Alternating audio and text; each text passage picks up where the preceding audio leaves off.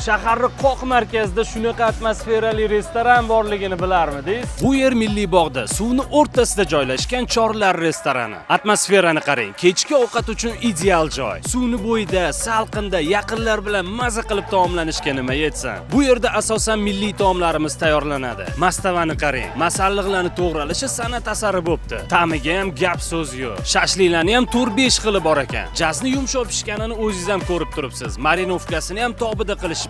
Bunaqa tabiat qo'ynida qurtoba ham ketadi-yu. Bu qurtobani patri menga juda yoqdi. Bilasiz, qurtobada patr katta rol o'ynaydi. Xullas bir so'z bilan aytganda, kuxnyasi juda mazali, zo'r ekan. Ko'rinishidan qimmat joyga o'xshagani bilan narx-navosi juda yoqimli ekan. Bu joy uchun 2 martalab arziydi. To'g'risida, yaqin insoningiz bilan suvni bo'yida mana shu romantik atmosferada maza qilib desertxo'rlik qilishga nima yetsin. Rosa Instagram bob joy bo'pti. Rasm, videolar chiroyli chiqishi aniq. Ovqatlanib bo'lgach, kechki sayr uchun sokin Milliy bog' tayyor. Bu yerga albatta keling va videoni birga kelmoqchi bo'lgan odamingizga jo'natib qo'ying.